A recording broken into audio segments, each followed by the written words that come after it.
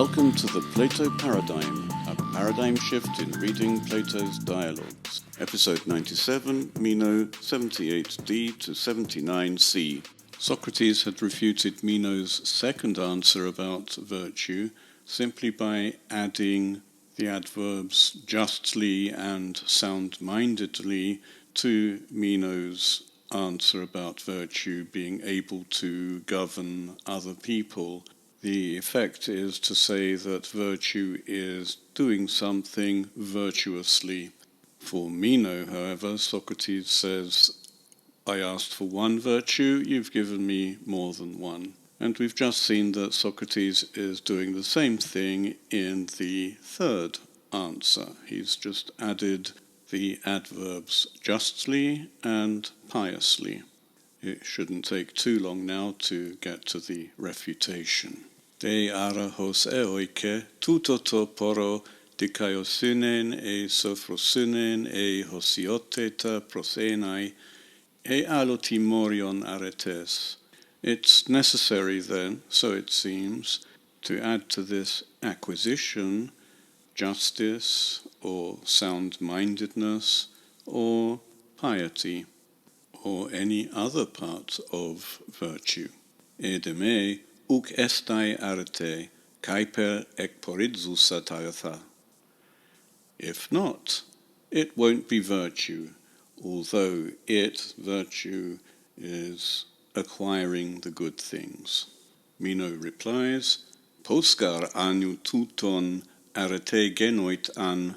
We may understand yes, and then Meno explains why he agrees. For how without these would it become virtue? Meno seems to understand here that a particular action on its own is neither good nor bad. It needs to be done justly or piously in order to be virtue, and it needs to be done badly in order to be vice. Even so, when Socrates asks Meno for an answer to the question, what is virtue, Meno never initiates a list of virtues such as justice, sound-mindedness, or at least that would have been in the right direction. He still insists on giving a particular action. It's up to Socrates to spell out the problem with Meno's approach to virtue. Tode me ekporitzen chrysion kai argirion hotan me dikaion me te hauto, me te allo, ukarete kai haute estin, he aporia, fainetai, not acquiring gold and silver whenever it isn't just, whether for oneself or for someone else, isn't this too virtue, this non-acquisition? So it seems. What I've translated here as non-acquisition is the word aporia, and we've seen aporia elsewhere to be the inability to answer a question. The opposite of aporia is poros, and poros we've seen in another sense as a pore, a tube through which things can travel. Poros in general is the means by which one can travel from one place to another, for example by a ford across a river. But poros is also acquisition, or a means of providing, and aporia is the lack of means for providing. In dialogues, the aporia is a lack of means of providing an answer, because any activity needs to be done with virtue in order to be virtuous. It needs to be done justly, sound-mindedly, and so on. It doesn't matter if the activity itself is positive or negative, whether it is acquiring something or not acquiring something. It needs the addition of virtue, or as Socrates says, a part of virtue. This is also an important point which may come up later in the dialogue. If justice is a part of virtue and sound-mindedness is another part of virtue, we still don't know what virtue itself is. Virtue can be divided, apparently, into these smaller virtues: justice, sound-mindedness, courage, and expertise, Sophia. Meno's half-hearted answer to Socrates' final sentence here, finite, so it appears, apparently, indicates that he may be a bit disconcerted by the idea that not acquiring gold and silver may ever be considered to be virtuous. But this follows from his very own notions of virtue. He himself agrees that an activity or an action is virtuous if it is done with virtue. Socrates drives this point home, just in case Meno still has second thoughts about this. Uden ara malon ho poros ton toiuton agathon ehe aporia, arete an ee ala hos eoiken, homen an metadikaiosynes gignetai, arete estai, hod ana annu panton ton toiuton kakia. So the acquisition of such good things would be no more virtue than the non-acquisition. But, so it seems, whatever comes about with justice will be virtue. Whatever comes about without all such things would be vice. It seems to me to be necessary, as you say. It would be nice to think that Meno has finally internalized this point, but how could Socrates check?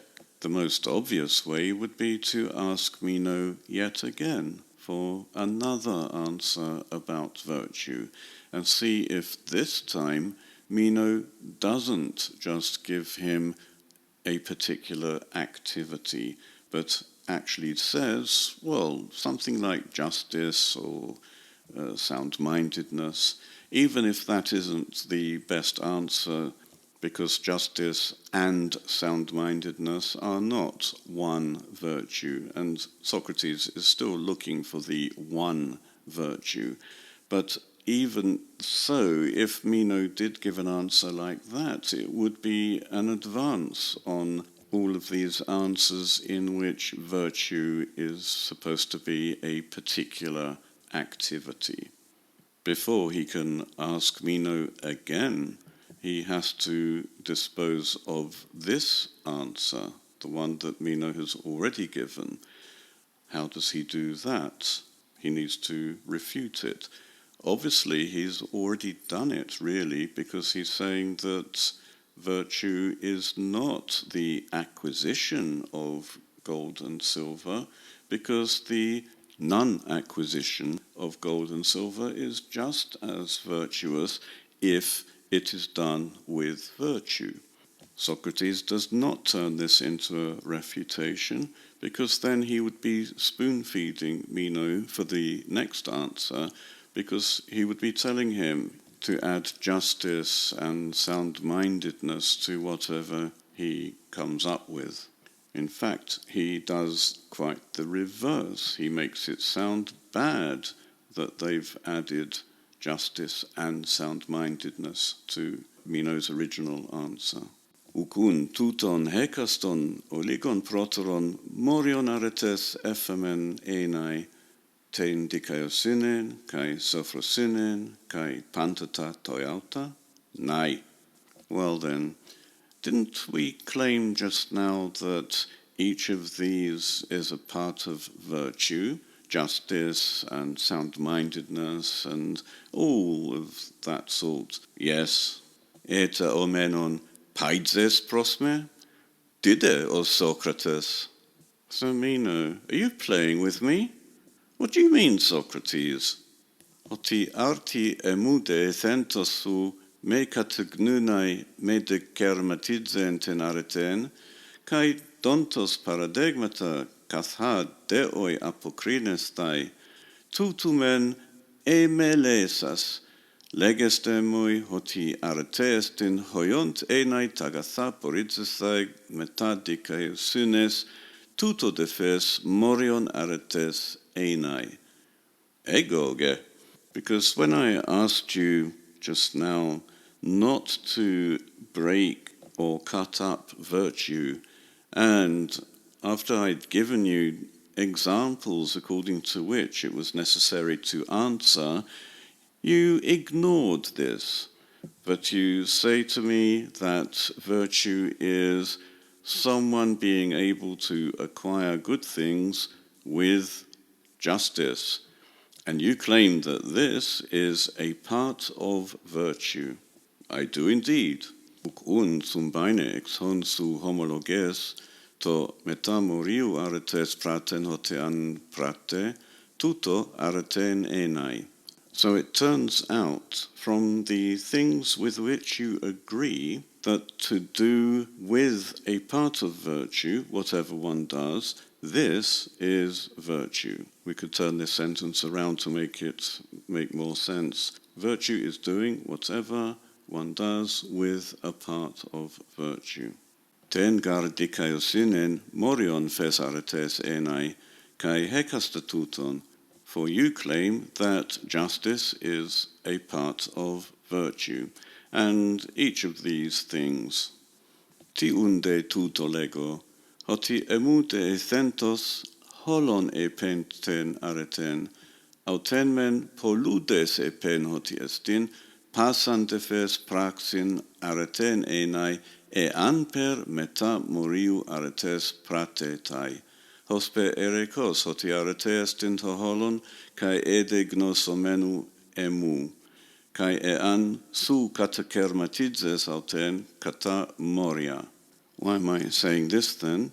Because although I asked for you to tell me the whole of virtue, what virtue is as a whole, you are far from telling me this, but you claim that every activity is virtue if it is done with a part of virtue, as if having told me what virtue is as a whole, and that as if I will already know what it is, even if you chop it up into parts. As we'll see next time, it's at this point that Socrates says that they're going to have to answer the question yet again. He wants Meno to tell him what virtue is, but without telling him that virtue is virtue with a part of virtue, which should surely put Meno off giving him an answer with justice and sound-mindedness.